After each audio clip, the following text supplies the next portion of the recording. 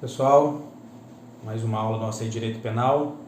Hoje, finalmente, nós vamos entrar na teoria do crime, que muitos alunos vieram falando, que a gente sempre discutiu sobre isso aí. Hoje nós vamos entrar na teoria do crime. Antes de entrar especificamente no fato típico, na conduta, resultado, nexo causal, tipicidade, todas essas coisas que vocês estão muito curiosos para saber e é muito legal mesmo, a gente tem que conceituar primeiro o que é o crime. Bem simplesinho, nós temos 3 conceitos. O conceito formal diz que o quê? Que crime é toda ação ou omissão proibida pela lei penal.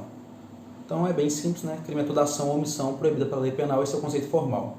O conceito material diz que crime é toda ação ou omissão que viola um bem jurídico penalmente protegido. A gente estudou que o direito penal seria a proteção dos bens jurídicos mais importantes pela sociedade, a vida, a liberdade, o patrimônio. Okay. E o principal aí que é o conceito analítico do crime, que é o seguinte: crime é toda ação ou omissão típica, ilícita e culpável. Aí sim, nós vamos entrar agora na teoria do crime. E o Brasil adota a teoria tripartite do crime, que é o fato típico, ilícito e culpável. Alguns autores consideram apenas bipartite, que seria fato típico e ilícito, e a parte culpável seria só para dosimetria da pena, para ver que se havia um aumento ou redução de pena ou extinção da punibilidade.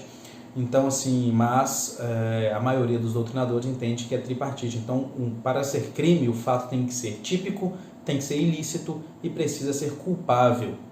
E aí nós vamos entrar, então, no fato típico. O que seria o fato típico? Ele seria dividido em conduta, resultado, nexo causal e tipicidade. Vamos estudar um pouquinho da conduta hoje? Então, vamos lá. Mas antes, a gente tem que falar um pouquinho de classificações das infrações penais. Nós precisamos ter esses conceitos muito bem na nossa mente para a gente depois destrinchar o crime. Isso cai demais nas provas, vocês vão precisar saber disso para o resto da sua vida. No OAB sempre pede isso. Por quê? Porque o que acontece? Você falar que um homicídio, falar sobre um homicídio é algo relativamente simples. Mas e aí, esse é um crime próprio, crime de mão própria, um crime doloso, um crime culposo? Você vai ter que destrinchar todo o crime para você dar essa classificação para ele. Ele é unissubjetivo, plurissubjetivo, perdão. Então, assim, ele tem várias e várias classificações. E nós vamos estudar a maioria delas agora. Por quê? Porque essas classificações são doutrinárias. Você não vai achar ela no artigo, você não vai achar ela na lei nenhuma.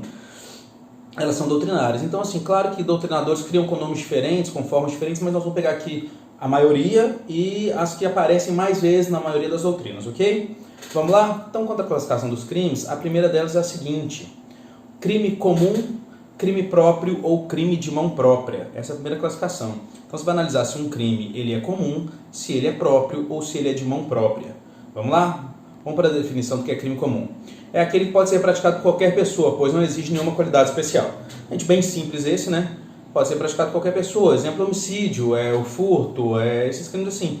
Qualquer pessoa pode praticar, qualquer pessoa pode praticar o homicídio, tá? Lembrando que existe por exemplo, o homicídio bicomum.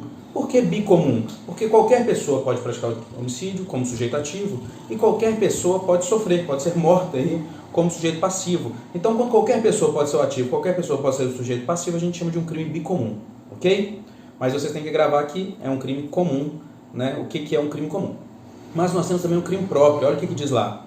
É aquele que só pode ser praticado por uma pessoa que detém uma qualidade ou condição especial. É o exemplo que a gente tem do peculato.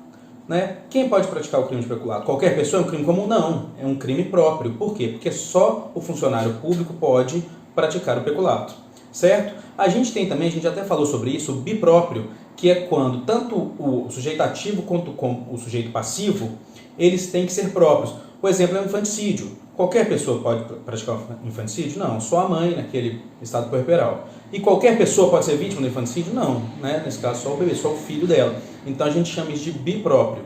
Mas lembrando, estamos falando de crime próprio. E por último, e aí a gente vai afunilando mais, ficando mais específico, nós temos o crime de mão própria. Olha o que diz. É aquele que só pode ser praticado pelo agente de forma pessoal, ou seja, não pode haver intermediação de outro.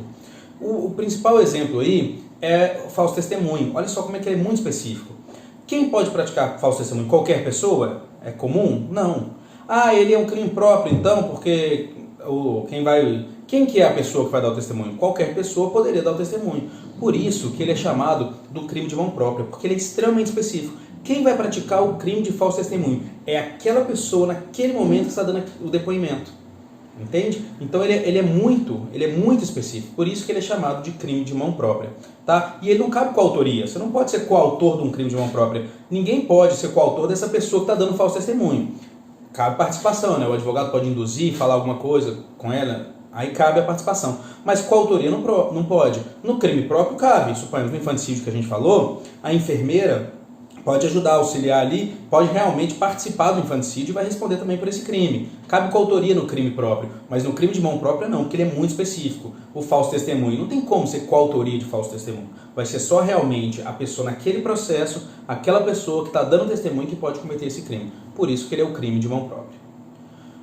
A segunda classificação que a gente tem aí, é quanto ao crime, se ele é doloso, culposo ou préter doloso. Esse é mais simples, a maioria das pessoas já sabe, mas vamos lá. Crime doloso é a reunião dos elementos, vontade e consciência de produzir resultado, isto é, o agente quer produzir o resultado ou assume o risco de fazê-lo. Então, o crime doloso é quando a pessoa tem a vontade, ela assume o risco ou ela tem a vontade, tá? Ela tem aquela ação, aquela vontade de praticar o crime. Tá? Por isso que entrou na nossa última aula que a gente disse que os animais não podem ser sujeito ativo de crime, porque ele não tem esse dolo, ele não tem essa vontade, né? Como diz ali, é a vontade mais a consciência. O animal vai ter a vontade, mas lhe falta a consciência. Então ele tem a vontade e a consciência de praticar aquele crime. O crime culposo é o seguinte, é a inobservância a um dever objetivo de cuidado, uma vez que o sujeito ativo age com imprudência, negligência ou imperícia.